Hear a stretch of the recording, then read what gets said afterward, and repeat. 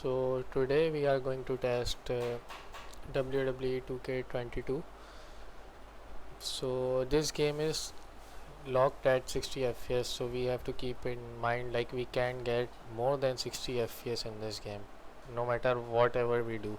This game is like developed on 60 FPS and the cutscenes have 30 FPS, not more than that, like entrance, victory, cutscene and all other cutscenes have 30 fps. You can go above 30 fps in cutscenes and not 60 fps above game in game like this. Like you can see, we can we are unable to go above 60. So we are going to test it on ultra. I just neglected all the previous settings because we, no matter how much lower we go, we will get 60 fps max. So let's just test ultra setting first, so we will know how much fps we are getting on RX 470 on 1080p on ultra shadow quality. For some glitch I can change texture quality, but I can change other settings. Do two things take most VRAM. One is texture and other is shadows.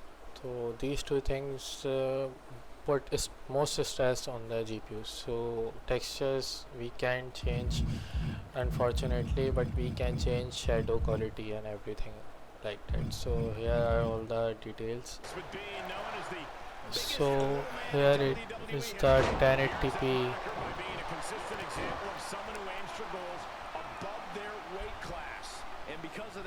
We are running on ultra shadows and ultra shadows on 1080p and getting like comfortably 60 fps. On 1440p we will use the same arena, same everything, same characters, players to fight to get the proper idea how much fps we are gonna get on like 1440 and 1080p, like difference of how much fps we will get.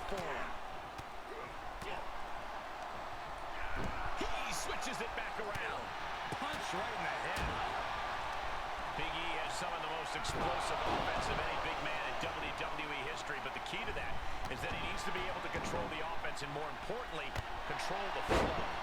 Big E's capable of both a fast pace and methodical style, but he needs to switch between both on his terms. We also have crowd density on 100, so it's like max setting. We can go this right now.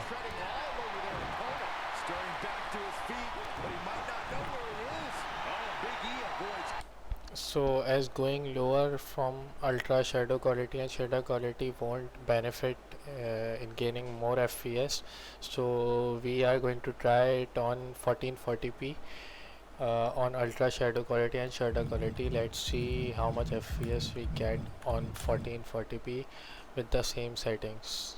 Previously we tried on 1080p. So as you can see, on 1440p we are below 60 actually, but not that much.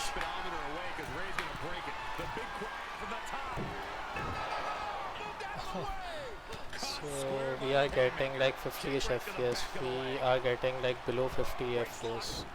In cutscenes you can see we have to go below 30, as cutscenes are recorded in 30 fps and then are locked at 30 fps. So on RX 470 you can run this game on 1440p pretty comfortably. The processor I am using is i3 12100F with it. This game is not consuming that much processor, like it's on 56 degree and running on only 19 watt. So now we are going to test it on 4K. We already tested it on 1080p and 1440p. Now we are going to 4K. So again, just the screen resolution is changed. We used ultra setting for both of the previous resolutions because going less than that, as you all know, would be no beneficial. Clearly ready for action. Ready for action and ready to take control the way Again we are testing in the same arena with the same characters. As you can see, we on 4K on 470 RX 470 we can get 30 FPS while in game. We can get above 60, oh sorry, 30 FPS. It's like feels laggy because of the FPS. We are playing it on 4K. than his stature would determine.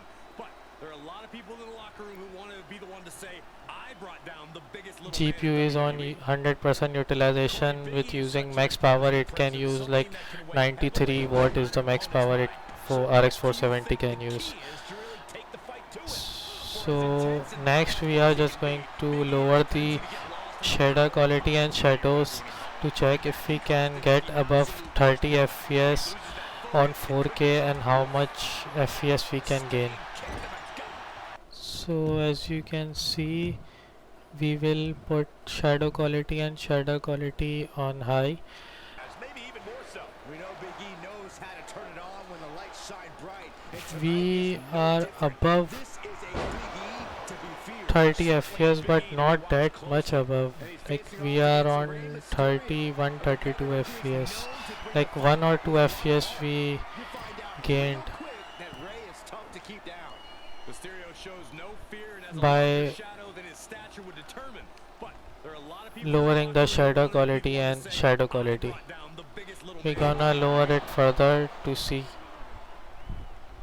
Control So I tested 4K by lowering the shadows and shadow quality to medium and high, but we didn't gain enough FPS. Like it was like 1 or 2 FPS gain. So I didn't include that in the video. I checked it myself and I'm telling you. So I lowered the shader quality and shadow quality to low.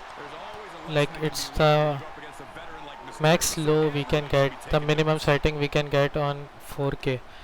Like minimum shadows we can get and minimum shadows. You can see the shadows have like some blocky type structure. It's not smooth.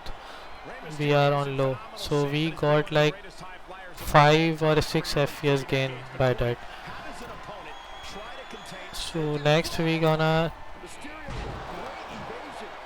reduce the population density and see if we can playable FPS. If you go lowest on 4K, we have anti-aliasing of audience density on 0 and depth of field on off 2. So let's see how much FPS we get on lowest 4K. So on the minimum setting with shadows on 4K resolution we are getting like 40 fps, which is playable, very much playable and better. So to conclude that this game is pretty much playable on 4K too. On 1080p on RX 470 you can nail FPS in this game, like on ultra shadows quality and shaders. And on 1440p you can also get 50ish fps with everything ultra. Then on 4K you have to like manage your settings according to your preference, um, what you like more to get like 40ish fps. So on RX 470 this game is like playable on nearly every resolution.